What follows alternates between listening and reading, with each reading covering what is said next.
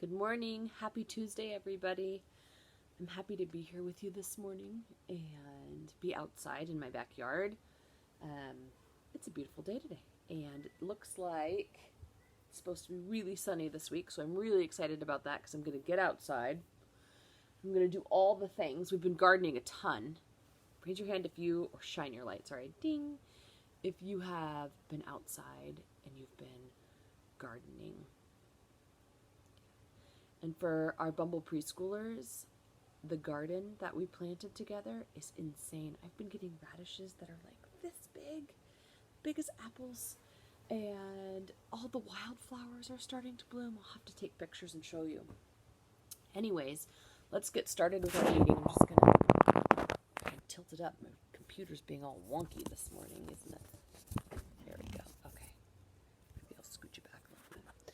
All right, so there we go, much better. Sit up nice and tall and take 3 shoulder rolls back, 2, 3, and 3 forward, 1, 2, 3, and 3 really big deep breaths in. Breaths that fill up your entire rib cage and your entire gut from the bottom to the top. Ready? Blow it out. One more. Excellent. Okay, here we go. Everybody. La la la la la la la. Good morning, dear earth. Good morning, dear sun. Good morning, dear trees and the flowers, everyone. Good morning, dear bees and the birds in the trees. Good morning to you, and good morning to me. And good morning to all the flies around me. I keep hearing this buzzing, and I'm like, oh, are they bees? But no, I think there's a bunch of flies. I don't know. All right, so who remembers the name of the month? It's not April. We've moved on. It starts with a M sound. Not March. It's May. May. And May has 3 letters. Remember? M-A-Y. May. Stretch it out. There we go. So let's go ahead and let's write that up on our calendar. May. We stretched out the words. I'll bring it up a little closer for you. May. Always start our letters at the top. Here we go. Pull down. M-A-Y. May. I'm thinking of a shape in my head, and it's like a squished circle, kind of like an egg shape. What's the name of it? It's an oval. Oh, it looks like this. And the other shape I'm thinking of has 4 sides, but it's kind of like if you took 2 triangles and stacked one on top of the other. It would make a kind of like a square, but a squish square. Yeah, I heard it. It's a diamond. So here we go. It looks like this. 1, 2, 3, 4. A diamond. And see, if you drew a line through it here, you could get 1, 2 triangles. 1 upside down. All right. Here we go. Well, there's Sunday and there's Monday, there's Tuesday and there's Wednesday, there's Thursday and there's Friday, and then there's Saturday. Days of the week. Shh. Days of the week. Shh. Days of the week. Days of the week. Days of the week. Shh. Can you believe that this community meeting is falling on a Tuesday? All right, let's count out and see how many days we've blown through in May, because they're just kind of disappearing and going so fast. Ready? Started on Friday the 1st. 1. Count with me. I want to hear you. Shine your light so you can point to it also as I'm writing them. 1, 2, 3, 4, 5, 6, 7, 8, 9, 10. Can you show me 10 fingers? 5 and 5 is 10. 11, 12, 13, 14, 15, 16, 17, 18, 19, 20, 21, 22, 23, 24, 25, 26. That's kind of a funky 26 down there. Got bad handwriting this morning. Boys and girls, today is Tuesday, May the 26th. Can you turn to a teddy bear or someone sitting in the room next to you and tell them what today is? Today is Tuesday, May the 26th. We're almost done with the month of May. Do you know what month comes after May? It starts with a J. June. It's June. Wonderful. Oh, look who's showing up for our community meeting. The sun. Yay, good morning, sun. Even though it's almost lunchtime, I got a late start this morning. None of my iPads were plugged in and charged because I have little friends that like to use them and drain their batteries. So today, I wanted to talk about things that are different and things that are beautiful and being able to find beauty in the things that are different. Because lately we've been doing things differently than we usually do, but it's kind of nice to be able to stop and see the new beauty that you may not have seen in it before. So I'm going to read a book to you. It's one of our favorites. We read it many times at school. And it's about being able to stop and see beauty in things that are different from you, your surroundings, or what you're used to. And remember, something that is different is something that is not the same, right? It's what you have or what you've got. All right, so this book, we all remember this one. And if you haven't heard it yet, it's such a good book and it has such a good message. It's Last Stop on Market Street. And it is by Matt De La Pena, pictures by Christian Robinson. So remember, the author is the person that writes the words, and the illustrator is the person that draws the pictures. So there's two people that get to work hard on this book. Last Stop on Market Street.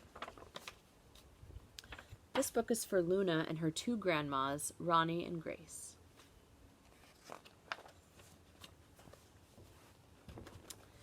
CJ pushed through the church doors, skipped down the steps. The outside air smelled like freedom, but it also smelled like rain, which freckled CJ's shirt and dripped down his nose. He ducked under his Nana's umbrella, saying, "How come we gotta wait for the bus in this wet? Trees get thirsty too," said his Nana. "Don't you see that big one drinking through a straw?" CJ looked for a long time, but he never saw it. What do you think she was talking about? Do you think that the trunk of this tree is kind of like a straw that it's drinking through to grow? From the bus stop, he watched water pool on the flower petals, watched rain patter against the windshield of a nearby car. His friend Colby climbed in and gave CJ a wave and drove off with his dad. "Nana, how come we don't got a car?" And there they are, waiting under the umbrella. "Boy, what do we need a car for? We got a bus that breathes fire. And old Mr. Dennis, who always has a trick for you." The bus creaked to a stop in front of them. It sighed and sagged, and the doors swung open. "What's that I see?" Mr. Dennis asked. He pulled a coin from behind CJ's ear, placed it in his palm. Nana laughed her deep laugh and pushed CJ along. They sat right up front. The man across the way was tuning a guitar. An old woman with curlers had butterflies in a jar. Nana gave everyone a great big smile and a good afternoon. She made sure CJ did the same. The bus lurched forward and stopped, lurched forward and stopped. Nana hummed as she knit. "How come we always gotta go here after church?" CJ said. "Miguel and Colby never have to go nowhere." "I feel sorry for those boys," she told him. "They'll never get a chance to meet Bobo or the Sunglass Man. And I hear Trixie got herself a brand new hat." CJ stared out the window, feeling sorry for himself. He watched cars zip by on either side, watched a group of boys hop curbs up bikes. A man climbed aboard with a spotted dog. CJ gave up his seat. How come that man can't see him? Boy, what do you know about seeing? Nana told him. Some people watch the world with their ears. That's a fact, their noses too, the man said, sniffling at the air. That's a mighty fine perfume you're wearing today, ma'am. Nana squeezed the man's hand and laughed her deep laugh. Two older boys got on next. CJ watched as they moved on by and stood in the back. Sure wish I had one of those, he said. Nana set down her knitting. What for? You got the real live thing sitting across from you. Why don't you ask the man if he'll play us a song? What did he want? He wanted a phone with earbuds. But look who's sitting across the street. CJ didn't have to. The guitar player was already plucking strings and beginning to sing. To feel the magic of music, the blind man whispered, I like to close my eyes. Nana closed hers too. So did CJ. And the spotted dog. And in the darkness, the rhythm lifted CJ out of the bus, out of the busy city. He saw sunset colors swirling over crashing waves, saw a family of hawks slicing through the sky, saw the old woman's butterflies dancing free in the light of the moon. CJ's chest grew full, and he was lost in the sound, and the sound gave him the feeling of magic. Ooh, there's those flies.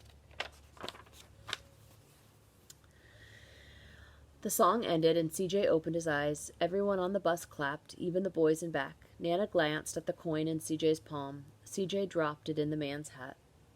Last stop on Market Street, Mr. Dennis called. CJ looked around as he stepped off the bus, crumbling sidewalks and broken down doors, graffiti-tagged windows and boarded-up stores.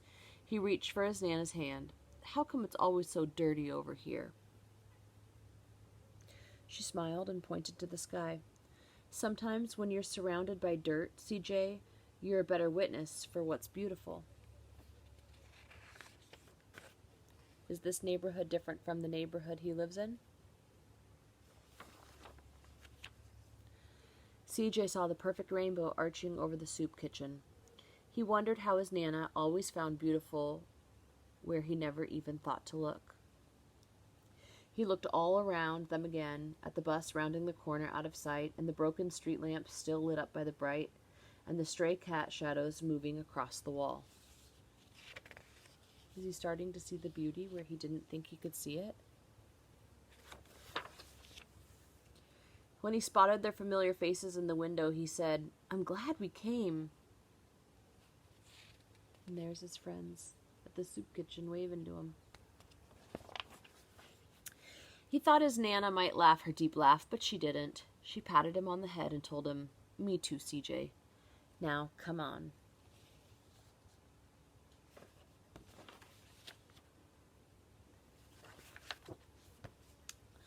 I love this book because it helps to remind us to look for beautiful things in places we may not have thought to look for them. An example to me is, when everyone was told, oh, we have to stay at home, I thought, but I want to be with my friends, and I want to be in my classroom, and that's my normal. And I don't know how to deal with this different. And lately, I've been opening my eyes to the beautiful things that are around me that I wouldn't get to see usually because we're always moving so fast and going to schools and stores and shopping places. And lately I've been at home so much more, and I've got to be outside at my home, and I've got to see things growing out of the ground that I planted months ago, and they're turning into the most beautiful plants. And I'm finding beauty in the plants in my yard. I guess my question for you is, have you been able to find beauty in something that's different in your life recently? Maybe yes, maybe no. I also thought that today, for the art project, I would share with you my absolute most favorite Play-Doh recipe. It's the Play-Doh recipe we use at Bumble because it is the best. And if you eat it, you're not going to get sick, but I don't really think you should eat it because it's super salty. But it's magical, and it comes from my friend who is on the internet. Her name is Mary Sherry. And parents, if you're sitting around, you might want to tune in for a hot second. Mary Sherry, marycherry.com. And she's got great ideas of different things that you can do with your children. She's kind of like the master. She has her own art studio down in LA. Anyways, you can also find her Play-Doh recipe on her website, so marycherry.com. And I made it last night. My girls and I jumped up to the stove because we wanted to have some. And it really has the best texture. You take 1 cup of flour and you mix it in a big pot with 1/3 cup of salt, 1 tablespoon of oil, 2 teaspoons of cream of tartar, 1 cup of water, and any color food coloring you want. And you mix it all together, turn it on like medium-high heat, stir it until it forms a ball. And once it starts to form a ball, turn the heat off. It's going to be really hot, but then you get to knead it. And it is really the best consistency. It's the best Play-Doh. It's the only Play-Doh we use. I sometimes will triple the batch, quadruple the batch, and it's pretty much fail-proof. Just don't use gel food coloring. Use the regular drop. And then I add some essential oils to ours, and it makes it smell even better. So today, if you get a chance to make some Play-Doh, if you have all the things at home in your cupboard, remember some of the things we would do with it. We could roll it out, and we could make something beautiful. We could make long snakes that get to turn into letters, right? So if I did this here, ooh, this is going to be a chubby bee. We can count with it. If I said, can you show me what 5 peas would look like? And then all of a sudden, I have my 5 peas, but I came along and I ate 2 of your peas. So now I have my 5 peas, 2, 3. So I've got 5 peas, but I came along and I gobbled up 2. 1, 2. How many peas are left? 3. 3 peas. We can do math. We can do everything with Play-Doh. So if you get a chance to make Play-Doh today or in the next couple days, show me something beautiful that you did with your Play-Doh. And if you have questions about the recipe, you can always text me or leave me a message and I'll help you get back to it. But today I hope you're enjoying the sunshine that's about to come out and you're enjoying beautiful things that are coming from differences in our lives. So I love you, I miss you, and I will see you later. Bye, guys.